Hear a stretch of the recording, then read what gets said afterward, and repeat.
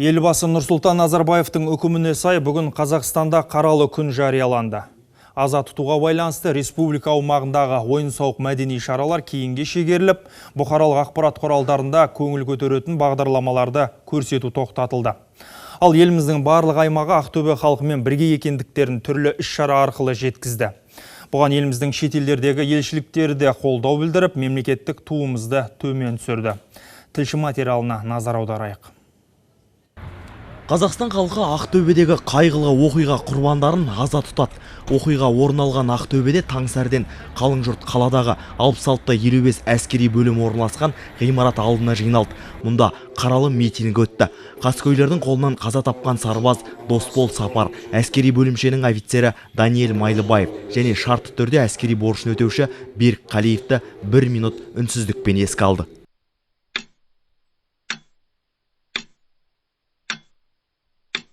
Олар 17 адам болды. Біздікі жүрген 3 адам. 3 адам. Сол қайғы болса да оларда қатты жараланса да, бірақ олар өз бекеттен кеткен жоқ, міндетін орындаған халықтың алдында, елдің алдында. Мұнан соң қала мешіттерінде лаңкестердің қарулы қақтығысы кесірінен қаза тапқан адамдардың рухына арнап Құран бағышталды.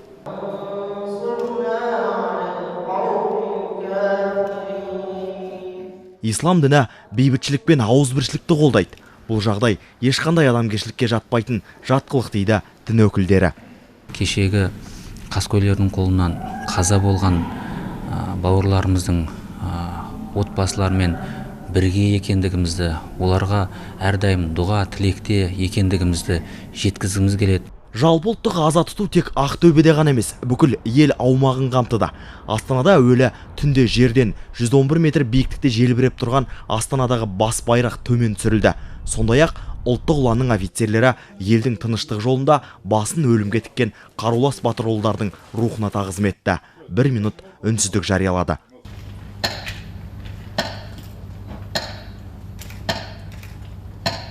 Жүрегі қанжылап, қабырғасы қайысқан әскерилердің отбасыларына ұлттық ұланның бас қолбасшылығы барынша материалдық көмекті аямақ емес. Бұған қоса балаларына кәмелет жасқа толғанша жәрдемақы тағайындамақ. Сонымен қатар жараланған 6 сарбазға да мүмкіндігінше жәрдем береміз деп отыр. Ал елімізде жарияланған жалпыұлттық аза тұту күніне байланысты Шымкентте түнгі сағат 00-де мемлекеттік ту төмен түсірілді. Қасиетті айды қастерлемей, бірлігі бекемелдің ішіне ірткі салғысы келетіндердің арам пиғылы жүзеге аспады. Ауызбіршіліктің арқасында көп ұлтты ел атанған тәуелсіз Қазақстанның іргесін ешкімде еш уақытта бұза алмайды дейді оңтүстік жұрты. Енді бұл жауыздардың тосыннан болған жұмыстары деп ойлаймын. Бірақ сонда да сақ болуымыз керек. Келешек біз өзіміздің әрқайсымыз осы ауызын бір болып, осы деге дайын отырып, ішкі ынтымақты сақтауымыз керек қай уақытта да. Еліміздің барлық аймақтарымен бірге сыр өңірі жайық жағасындағы оралдықтар да ақтөбеліктермен бірге екендіктерін білдіруде. Ал әлемнің көптеген мемлекеттері мен халықаралық ұйымдар да Қазақстанның қайғысына ортақтасып жатыр. Әсіресе соңғы уақыт лаңкестердің лаңы жиілеген Еуропа елдері жай күйімізді жақсы түсінетіндігі анық. Ұлттық аза тұту күнінде Бельгиядағы еліміздің елшілігінде көк байрағымыз төмен түсірілді. Мұнда да Ақтөбеде болған лаңкестік оқиғаға байланысты Қазақстан халқына көңіл айтты. Сондай-ақ елшілік ғимаратында көңіл айту кітапшасы қойылды. Онда азаматтар өз жазбаларын бүгін және ертең қалдыра алады. Ал бауырлас түркі халқы да Ақтөбедегі лаңкестік шабуылды қатаң айыптап, қазақ елінің қайғысына ортақтасып көңіл айтуда. Олар ұлттың қауіпсіздігі мен ел бірлігіне қол сұққан содырлар заңның ең қатал талаптары бойынша жауапқа тартылуы тиіс екендіктерін алға тартады. Türkiye'de olan terör saldırısını kınıyoruz. Жексенбі күні Қазақстанда, одан кейін Туркияда да бірнеше дүркін террорлық оқиғалар болды. Біз түрік халқы лаңкестіктің барлық түрін қатаң айыптаймыз. Өйткені содырлардың қолынан жазықсыз жандар мерт болып зардап шегуде. Ұлттық аза тұту күніне байланысты еліміздің Түркиядағы елшілігі мен Стамбул және Анталия қалаларындағы консулдықта мемлекеттік туларымыз төмен түсірілді.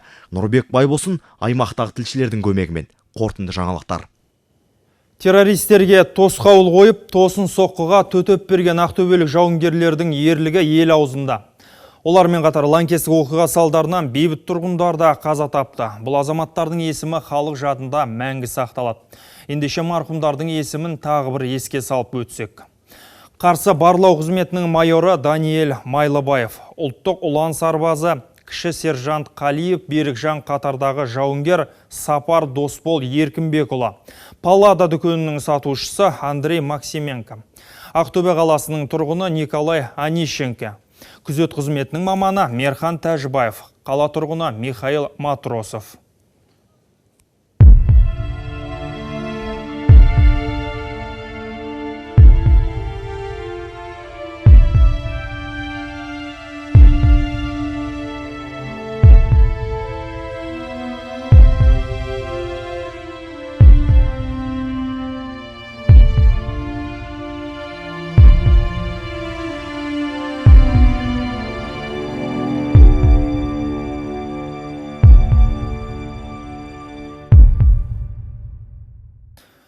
Бесінші маусым күні Паллада қару-жарақ дүкенінде болған қақтығыста Мерхан Тәжібаев ерлікпен қаза тапты. Ғимаратқа қарулы топ өкілдері басып кіргенде сатушы күзет қызметкерлерін шақырып үлгерген. Сол кезде уақыт оздырмай көлікпен Мерхан Тәжібаев пен оның жолдасы келген. Атыс болған кезде Мерхан сол жерде көз жұмып, досы жараланды.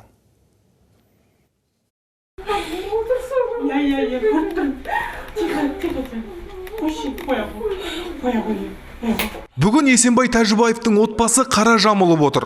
Қанды жексенбіде еске алған ол, баласы түс мезгілінде хабарласқанын және кешігіп жететінін айтқан. Уақыт өте баласынан айырылғаны туралы хабар жеткен. Бұл қаза оның қабырғасын қатты қайыстырды. Өйткені 10 жыл бұрын жолдасы қайтыс болса, 5 маусымда баласы да тастап кете барды.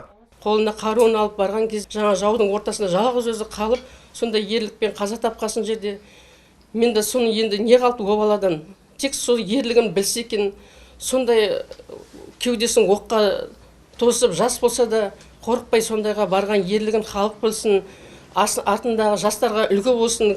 Дәл сол күні Паллададан шыққан қылмыскерлер қоғамдық көлікті басып алып, әскери бөлімге бет алады.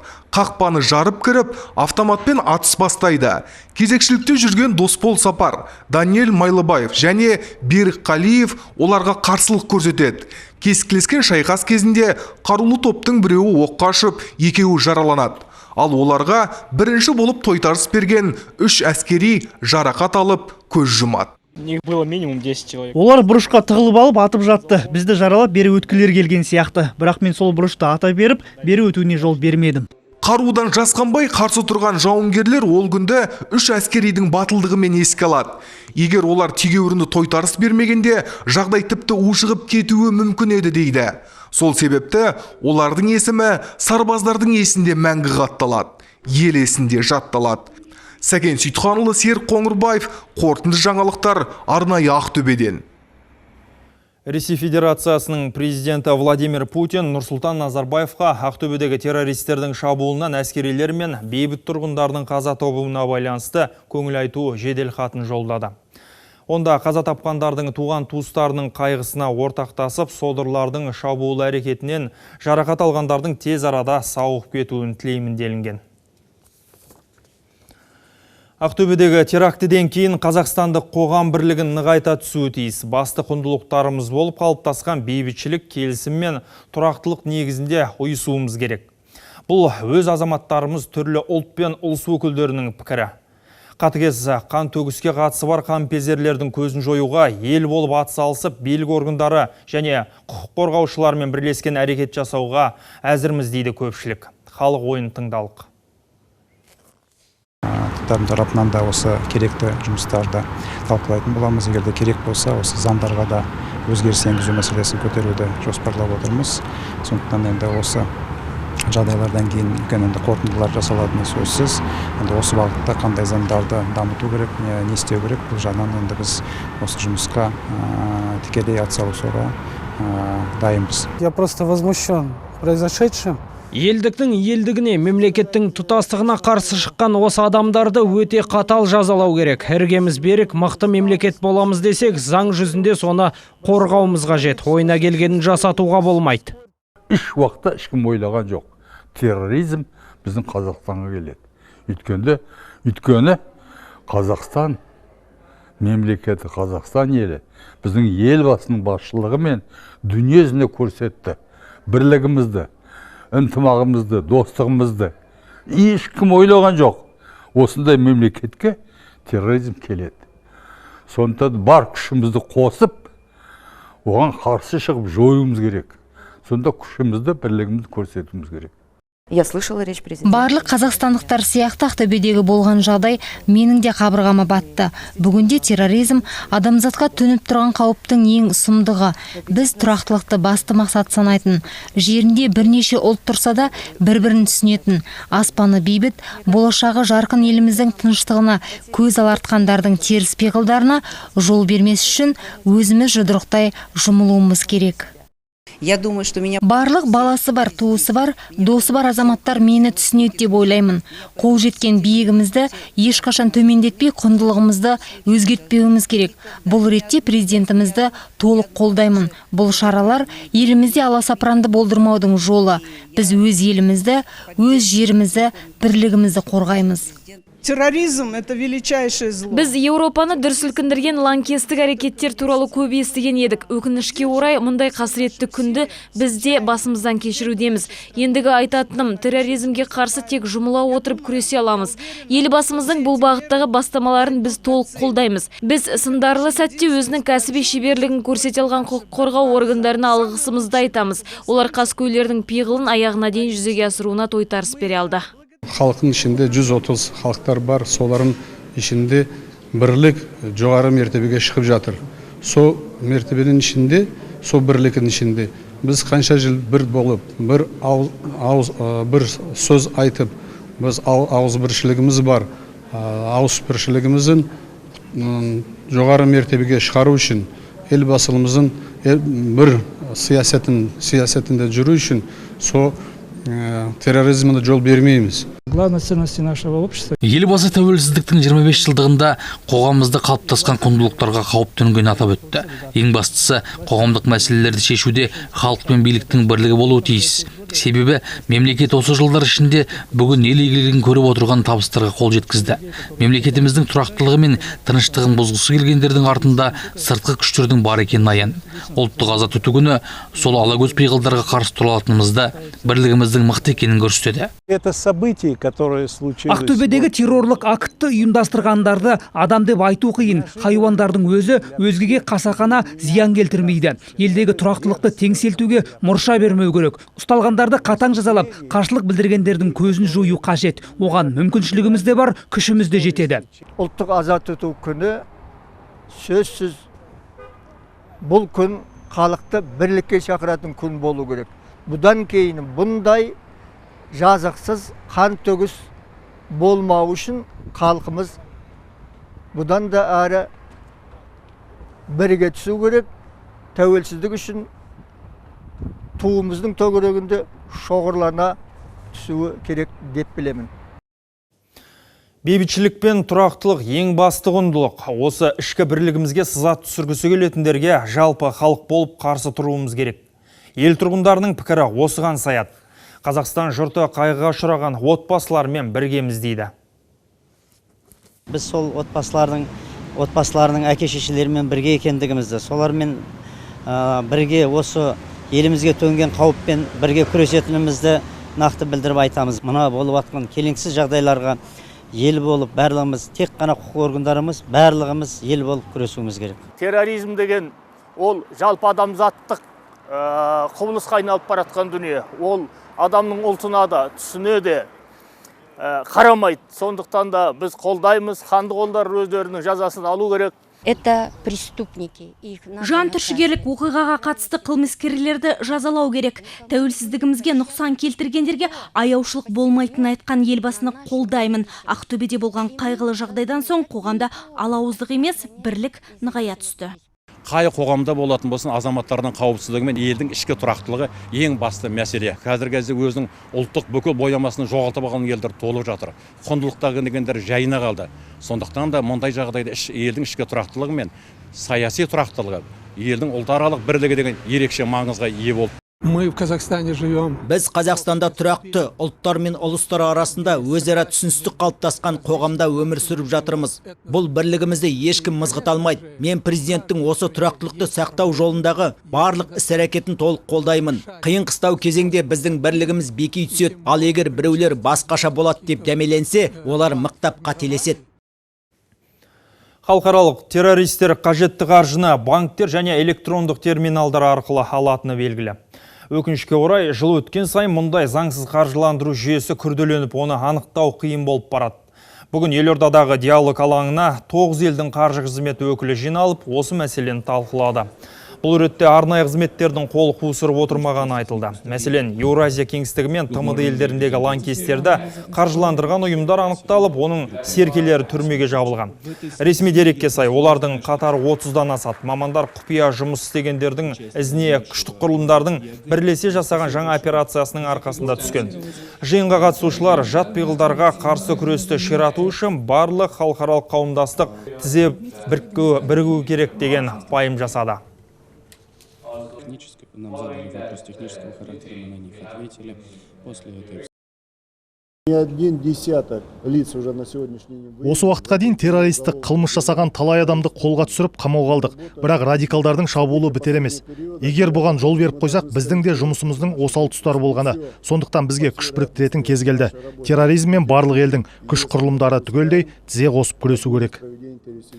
Жаһаннан бірер ақпар. Израильдің ірі қалаларының бірі Тель-Авивте атыс болды. 4 адам қаза тауып, тағы 15-і жараланған. Жергілікті полиция таратқан ақпарат бойынша ағайынды 2 палестиналық азамат жергілікті дәмханалардың біріне айналасындағыларға оқ жаудырған. Қазір қанды қолдылар қолға түсті. Израиль билігі олардың әрекетін теракт деп бағалады.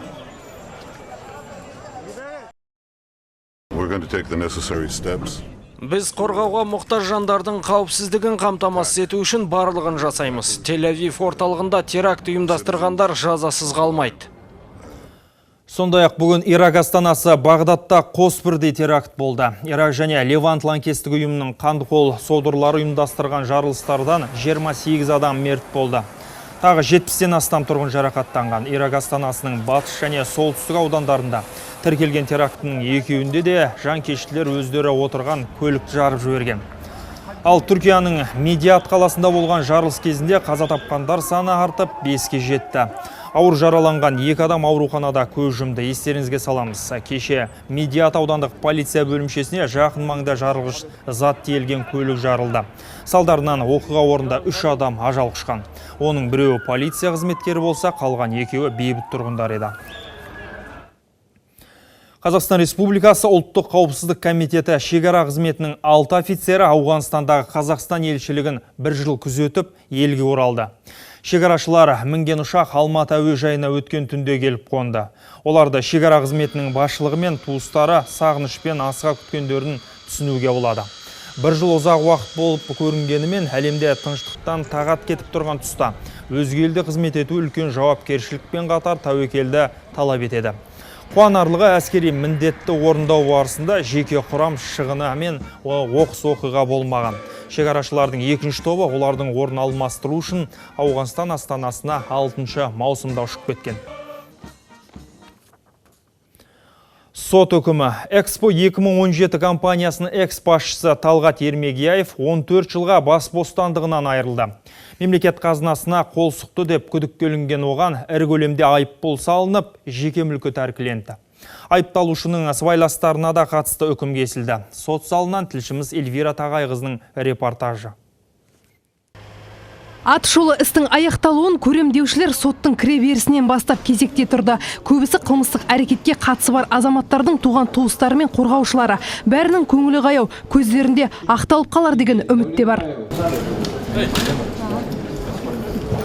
Ал сот процесінің басты фигуранты Талғат Ермегияев үкімді тыңдауға көтеріңкі көңілгемен келді. Алдыңғы орынға жайғасып, ешбір қобалжусыз таныстармен амандасты.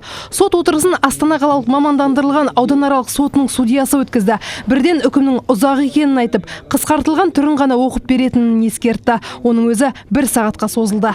Признать виновным Ермегеевтің қылмыстық жолмен табылған мүлкін тәркілеп, мемлекеттік органдар мен коммерциялық ұйымдарда басшы қызметін атқару құқығынан айыру түріндегі жаза қолданыла отырып, 14 жылға бас бостандығынан айыру жазасы тағайындалсын. Жаза мерзімі 2016 жылдың 9 маусымнан бастап есептелсін. Сондай-ақ мемлекет пайдасына Ермегеевтің иелігіндегі бар мүлкі тәркіленді. Оның ішінде Алматы мен Астанадағы пәтерлер, УАЗ автокөлігі, Алматы облысындағы 2 жер телімі, Астана қаласы Телмен ауылындағы жер учаскелері бар. Бір ол емес, сот одан басқа осы қылмыстық іске қатысты тағы 10 адамға үкім шығарып, шығынның орнын толтыруға міндеттеді. Талғат Ермегеевтен Астана Экспо 2017 ұлттық компаниясының пайдасына 5 миллиард 901 миллион теңге, 445 мың 90 теңге қаржы алынсын. Томатаевтан 3 миллион 424 мың 483 теңге, Беркін Қойевтен 10 миллион 273 мың 449 теңге, Омаровтан 1 миллиард 354 миллион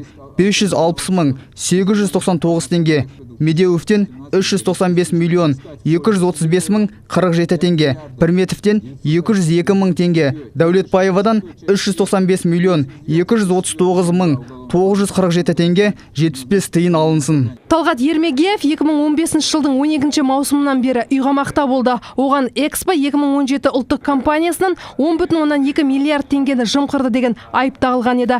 Қылмыстық істі қарау барысында онымен бірге 22 сыбайласы сот алдында жауап берді. Дені компания қызметкерлері. Тергеу амалдары 1 жыл бойы қаралып, қылмыстық іс 540 томға жетті. Дегенмен шығарылған үкіммен Ермегеевтің қорғаушысы Алла Котлова келіспейтінін жеткізді. Будет подана апелляционная жалоба. Мен сот шешімімен келіспеймін. Бұл үкіммен Талғат Ермегеев те келіспей отыр. Сондықтан алдағы уақытта шағым жасаймыз. Оқтай айтылған сот үкіміне ешкім қарсы болмағанымен айыпталушылардың туыстары шешіммен келіспейтіндерін білдіріп жатты. Бірақ заң бойынша қамауға алынғандардың қорғаушылары алдағы 15 күнде шағым жазып, үкімді қайта қарауды талап етуге құқысы бар. Сондықтан іске нүкте қойылды деп айту ерте. Эльвира Тағайқызы, Қанат Абелдин, қорытынды жаңалықтар. Өзге де тақырыптар. Бүгінгі дейін жалпы құны 2 триллион теңгеге жуық мүлік пен қаржын заңдастыру туралы өтініш түскен.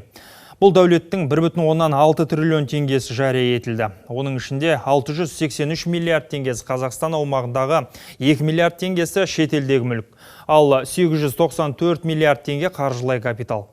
Бұл туралы бүгін Астанада мемлекеттік кірістер комитетінің өкілдері мәлімдеді. Олардың айтуынша Қазақстан бойынша мүлікті жария ету көрсеткіші жағынан Астана мен Алматы қалалары көш басында. Шетелдегі капиталға келсек, ең көп өтініш Ресей, Өзбекстан, Біріккен Араб Әмірліктеріндегі мүліктер бойынша түскен. Жүгінген субъектілердің саны 91 мың адамнан асты. Оның 80-і шетелдегі мүліктер бойынша. Жария етілген жылжымайтын объектілер саны 85 мыңнан асты. Оның 6 мыңы коммерциялық объектілер, ал 28-і шетелдегі мүліктер бойынша. Ал енді жылжымайтын мүлік тақырыбын қозғасақ, Астанадағы үлескерлер мәселесі алдағы 1,5 жылда толық шешіледі. Жауапты мамандар мәжіліс депутаттарына осындай есеп берді. Айтуларынша, әлі баспанасын ала алмай жүрген 6000 адам бар. Депутаттар соңғы кезде іргетасы сөгіліп, қабырғасы қақырап қалатын жаңа үйлердің қатары көбейгенінде алға тартып, осы мәселе бойынша нақты жауап талап етті. Мердігер құрастыру материалдарына 10, әрлеуге 5, ал өзге жұмыстар бойынша 2 жыл кепілдік береді. Осы уақыт ішінде нысанда анықталған кемшіліктер мен орын алған ақауларды құрылыс компаниясы өз есебінен қалыпқа келтіруге міндетті. Осылайша оларға қойылатын сапалық жауапкершілік артты. Ақтаудағы онкологиялық диспансер келер жылы қолданысқа беріледі. Өңірлік мәслихаттың күзгі отырысында қажетті қаржы қаралмақ. 2 миллиард 200 миллион теңге бөлінген жоба бүгінде 60%-ға орындалған. Негізгі кешен құрылысы 2008 жылы басталған болатын. Кейін мемлекеттік қаржыны ықшамдау бағдарламасы шыққан соң бюджетті тым қымбат деген желеумен нысан құжаты сараптамадан өтпей қалған. Ғимарат содан бері қаңырап бос тұр, ал дәрігерлер әзірге қойма пішіндес ескі үйде орналасқан. Сақалды құрылыстың көп кешікпей аяқталарын диспансер қызметкерлері де асыға күтіп отыр. Мемлекеттік сараптамадан берілген ұсыныстарды уақытылы тиімді пайдалана білген жағдайда биыл осы құрылысқа қаржыландырып жұмыс басталып кету мүмкіндігі қаралды. ендігі жылды екінші жартысы ендігі жылдың орта шамасында бұл құрылысты аяқтау мүмкіндігі бар екендігі айтылып өтті. Бүгіннен бастап еліміздің барлық өңірінде міндетті әлеуметтік медициналық сақтандыру жүйесінің негізгі қағидаларын түсіндіру жұмыстары басталады. Осталаның жілігін шағып майын ішкен майталма мамандар әуелі дәрігерлер мен медбикелерді оқытып, кейін бұл жүйе жұмыс берушілерге де жіті түсіндірілмек. Бұдан соң игі бастаманың игілігін жалпақ жұрт көреді. Сонымен міндетті әлеуметтік медициналық сақтандыру жүйесі халыққа не береді? Оны сараптамалық орталықтан тікелей қосылған тілшіміз Ардақ Асылханұлы айтып берсін. Ардақ, міндетті әлеуметтік медициналық сақтандыру жүйесі қашан жүзеге асады? Кеш жарығы жаңа жылдан бастап жұмыс берушілер өз еңбеккерлерінің сақтандыру қорына қаржы аудара бастайды. Бұл жалақының 2%. Яғни 100 мың теңге жалақы алсаңыз, 2 мың теңгесі міндетті әлеуметтік медициналық сақтандыру қорына аударылады. Өз-өзін еңбекпен қамтып отырған кәсіпкерлер де осы көлемде ақша аударуы тиіс. Ал сіз бен біз секілді жалдамалы жұмыскерлер тек 2,5 жылдан соң ғана еңбекақының 1%-ын қорға аударады. Жаңа жүйе әсіресе дәрігерлік қызмет күнін шарықтатып қоятын жекеменшік клиникалардың тәбетін тыймақ. Айталық, елдегі барлық емдеу мекемелерінің жыл бойына жұмсайтын қаржысының 37%-ы халықтың қалтасынан, яғни емделушілердің есебінен жабылады екен. Бұл дабыл қағатын жағдай дейді дүниежүзілік денсаулық сақтау ұйымының мамандары. Жаңа жүйе дәл осы мәселені шешуге ықпал етеді деп ойлаймын. Емдеушілер өздері пайдаланған қызметке ғана ақша төлеуі тиіс. Егер сіздің табысыңыз аз болса, қорға салатын салым мөлшерінің де шағын болатыны сөзсіз. Бірақ бұған қамығудың қажеті жоқ. Дәрігерлік көмек көрсетіледі. Ең бастысы, қыруар қаржыңызды жекеменшік клиникаларға бермейсіз. Жарна төлеп отырсаңыз болды. Ал егер адам еш жерде еңбек етпесе, медициналық көмектен қағылама сонда? Жоқ, қорға салатын қаражат жоқ жандарға мемлекет ақша төлейді.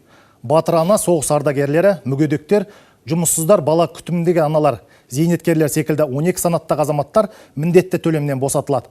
Тағы бір айта кететін жайт, қатерлі ісік, өкпе құрты секілді қауіпті дертке шалдыққандар тегін емделеді. Сонда оның барлығына қордың қаражаты жете ме? Әрине жетеді. Бастапқы жарты жылда ақша жиналады да, содан кейін ғана жұмсалады. Оның үстінде эпидемия немесе төтенше жағдайға жеке қор бар. Ол сақтандыру қорындағы барлық активтердің 3%-ын құрайды. Сарапшылар міндетті сақтандыру арқылы дәрігерлік қызметтің сапасы артады. Әрі медицина мекемелерінің материалдық техникалық базасы жақсарып, дәрігерлердің жалақысы көтеріледі дейді. Ең бастысы қабат-қабат қағаз жинаудың қажеті жоқ. Это уже не ваша забота, потому что... Жаңа жүйенің қалай жұмыс істейтініне бас қатырып қажеті жоқ. Міндетті жарнаңызды уақытылы төлеп отырсаңыз болды. Қалғаны емдеу мекемесі мен қордың шаруасы. Қаржы аударылған соң олар сапалы қызмет көрсетуге міндетті. Айта кету керек, көрсетілетін дәрігерлік көмектің сапасы төленетін жарнаға тәуелді емес. Медициналық көмек барлығына бірдей көрсетіледі. Рахмет, Ардақ. Бұл жүйенің игілігін көретін күнде алыс емес деп үміттенеміз. Айтпақшы, Алматы тұрғындары жыл сайын шетелде емделуге 400 миллион ақш долларын жұмсайды екен.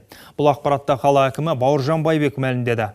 Оның айтуынша, еліміздегі медициналық қызмет сапасы әлемдік деңгейден еш кем емес. Тіпті қазір ақш, Испания және Біріккен Араб Әмірліктерінің инвесторлары қазақстандық медицинаға қызығушылық танытып жатқан көрінеді. Еліміздің бір түкпірінде шегірткелермен күрес қызса, тағы бір өңірде мал азығын өндіруді көбейтіп жатыр. Бір облыстағы шаруалар қымыран шығарып сатпақшы, ал қай аймақта бас дәрігер парамен ұсталды. Өңірлерден жеткен жаңалықтарға зер салайық. Қызылорда облысы Қазалы ауданының орталық ауруханасының бас дәрігері пара алғаны үшін ұсталды. Ол жергілікті тұрғындардың бірін жұмысқа орналастыру үшін 500 мың теңге алған. Қазір уақытша оқшаулағыш изоляторына қамалды. Сот алдындағы тергеу жұмыстары жүргізіліп жатыр. Алматыдағы Алғабас ықшам ауданында апатты деп танылған үй бұзылып, баспанасы қалған 72 пәтер иесіне жаңа үй салынбақ. Арнайы комиссия осындай шешім шығарды. Қала әкімдігі тұрғындардың өтініштері негізінде ықшам ауданда жаңа көп қабатты үй салады. Құрылыс келесі аптада басталады. Ол салынып біткенше тұрғындар жалдайтын пәтердің шығынын Астана құрылыс компаниясы өтемек. Шемонайха ауданындағы құрама жем өндіретін зауыт жаңа жобалық қуаттылықпен істейтін болды. Толық автоматтандырылған. Кәсіпорын желілері 1 сағат ішінде құстар мен ірі қара малға арналған 25 тонна жем өндіреді.